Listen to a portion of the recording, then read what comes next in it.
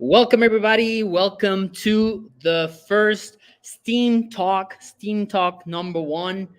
Today, we have a very special guest with us. We're going to be talking about engineering, about satellites. So it's a pleasure for me to introduce my friend Diego Garcia Cacho. He is a mechanical engineer from the Tecnológico de Monterrey. And lately, he also did a master's in aerospace engineer in the Technical University at Berlin, where he's living now and from where he is joining. How are you, Diego? Good to see you, Goose. Can you hear me all right? Yes, I can hear you. Okay. Yep. Happy to be here. Happy to be on the, I guess, first inaugural Steam Talk. That's awesome. STEM Talk. Sure. Let's dive into it. I'm happy to answer all your questions or, show you a bit of what it is I do and what I've done since coming over here to Berlin and studying space engineering, as you said. Awesome. So if you want, I can put your screen and then you can start talking. I'm not gonna be on the screen, so the mic is yours. You can start telling us all about what you've done so far. Sure. So I came to study a master's in space engineering. I'm originally a mechanical engineer. What I liked to kind of do when I was growing up was just take things apart and build with my Lego set. And I'm sure some of you students out there kind of relate a bit to kind of building stuff and having your 3D printer and making things out of different parts that you source. So that kind of led me to go into space. I've always wanted to go into space. So the best place to go is where people who make stuff that goes into space. So I started to go to the Technical University of Berlin, and I started to get involved with different projects. And here it's the first project I work for, which once you have a satellite in a rocket, you have to deploy it out of its spot. So in order to have confirmation of how we're going to, once the satellite is deployed, it was up to me to design and put a little camera inside of the deployer mechanism and watch the satellite deploy. Usually it starts out very simply with drawing things on a paper napkin, and then proceeding to CAD, and then 3D printing some stuff, and then actually going and machining the tested product, and then we have confirmation of things working right. Now, how do I? Yeah, slide 2. Okay, then this was my kind of like first satellite mock-up. This is the size of 30 centimeters by 10 centimeters. So if you have an idea of how a loaf of bread or toast, this is sort of like the idea of what a CubeSat measures. And this was a mock-up that we took to a satellite conference and proceeded to educate people on what are the different technologies on board. In this case, this satellite is for the German Center for Luft- und Rakete. So space agency, let's call it, of Germany, and they wanted to track ships and let's call it the German NASA. yeah, the German NASA, exacto. So then we started building. This is like a more further along another version of it. You can see 3D printed parts inside. I use a lot of 3D printing and laser cutting to be able to do mock-ups really fast, to be able to make sure that my frames fit well. And then we start going to other metals such as aluminum, due to its being lightweight and very stable material for building. And this is the first satellite I launched this year in January. It's called StarVibe, and has a deployable selfie camera that is right in the middle of the screen, and it has a telescope. And yeah, that weighs about 10 kilograms. What you're seeing here is like the different solar cells that are on board that capture that capture electricity from the sun and then fill up the batteries, and that's why we can operate it in space. And we have antennas here pointing that can allow us to communicate and take pictures. And this was the moment where it kind of came out of SpaceX. We are able to board a SpaceX rocket called the Falcon. Maybe you've seen some of the launches, and here's their direct transmission of how our satellite is being ejected out. Then afterwards, we started building bigger satellites, and this is an order of magnitude bigger satellite that is no longer manageable. We have to operate it with certain cranes and more equipment, and we have to dress in all of this special gear in order not to contaminate it with dust or hairs that we might fall off, or oil from our hands. So yeah, this is us wrapping it in order to take it to the launch site. We also make preparations for it. We measure the center of gravity. We measure we stick it into chambers that take it into cold weather and pull vacuum from it. So we try to emulate the conditions that it'll see in space. So this is our testing it. And then finally, this was launched in March, although you can't see it. It's in the back, but that's kind of like the deployment of our satellite. So yeah, these are things that we do on the everyday. And that's kind of like been my journey since I started in 2019 over here. So feel free to ask or jump into questions, or I can tell you more. Thank you, Diego. It's super exciting. I remember when you shared in WhatsApp the video of your satellite being launched.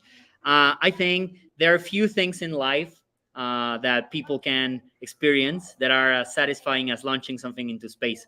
So I think it was probably a dream come true. For sure. So the first satellite you showed, the one with a small selfie camera and with the telescope, you're getting data like that one is sending data for some research in the German NASA, or how is that working? So the first one, this one. Yeah. Okay, so this one, Right now, there's a lot of effort going into each country building their own rockets that are launching from their own countries. So there's the startups that are creating new rockets. I don't know if you've heard about like electron rockets from Rocket Lab. So these are launching from New Zealand, right?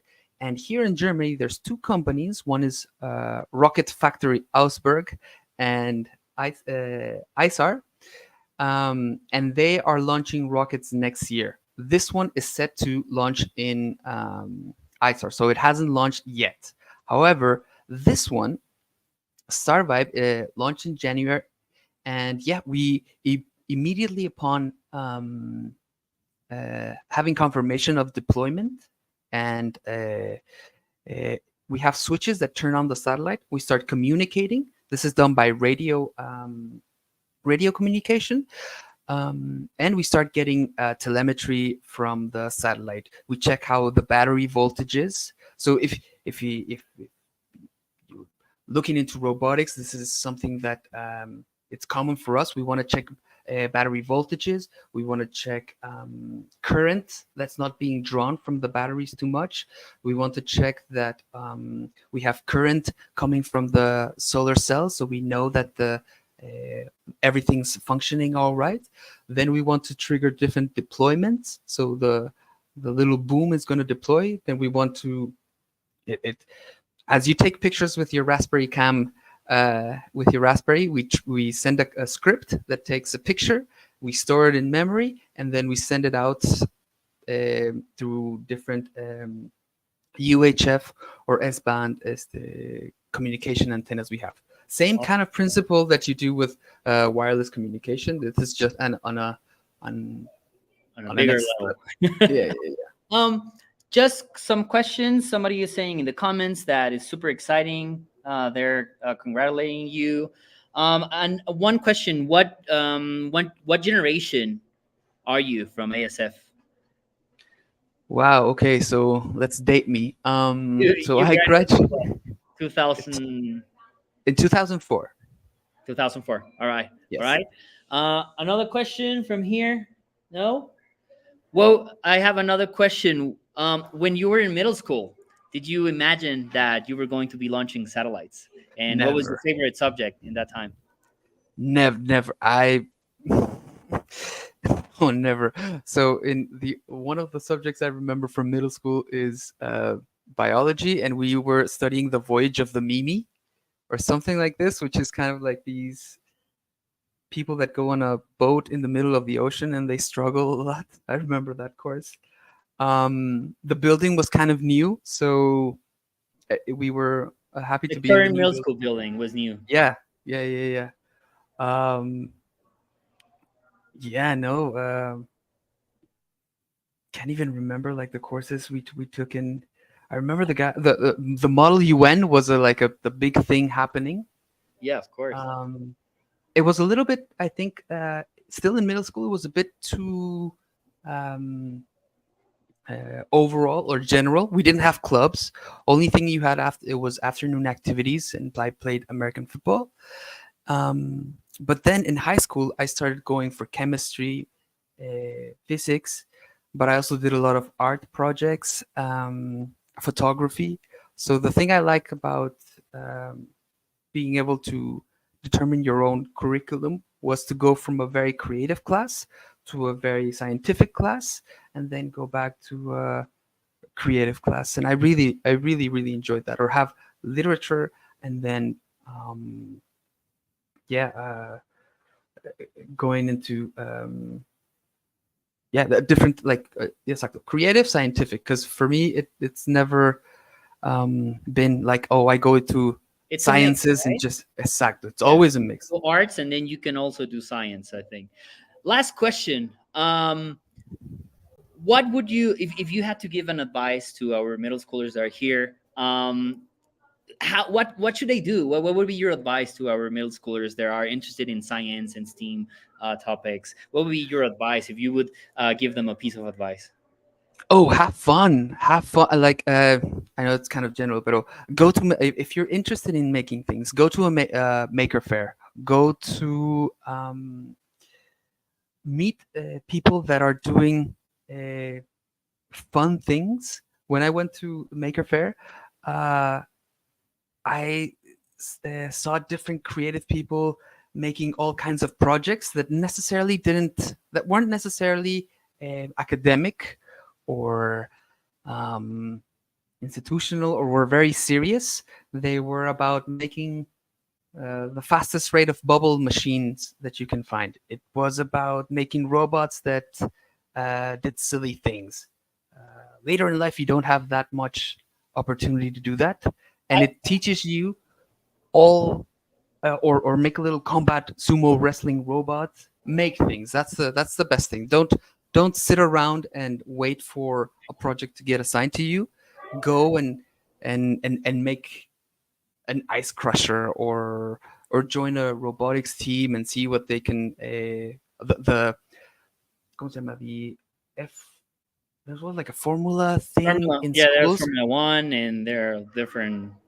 Exacto, and that's the learn how to program, learn how to print, to do things with your hands. That Yeah, is the best kind of like recommendation to that I can. Like I'm still cutting paper. I still have to do templates. Um, of course, this is with like very exotic new materials, but I still have to do the same things. I have to trace outlines. I have to cut with paper. I have to use a Sharpie, use an Exacto knife, use scissors. I'm cutting carbon fiber now, pero I'm still, cutting something. So I'm sending once, stuff to space, but I'm still cutting with my hands. for sure, for sure. And one of the most used things in space is glue. So if you're using hot glue for your projects, we'll just get you a fancier type of glue, but you will always use glue even in space. So yeah, Oh, yeah, yeah. did you always like math? People, No, when did you start liking no. math? Um, to be honest, there's different types of engineers.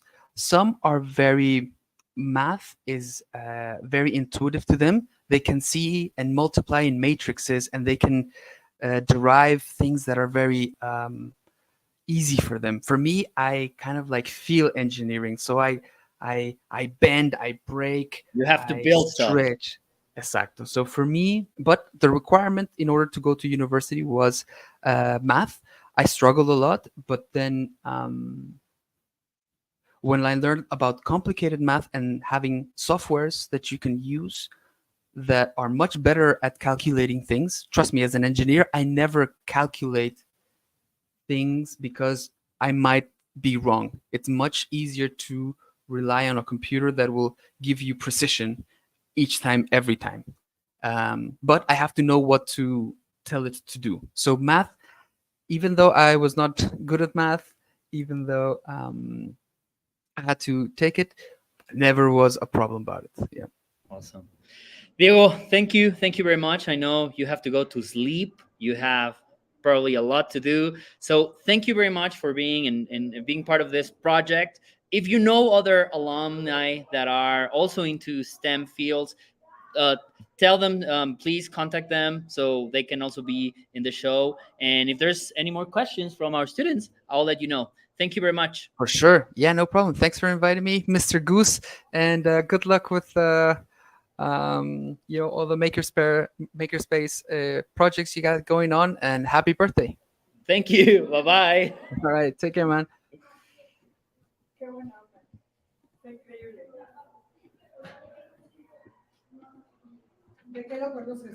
Listo.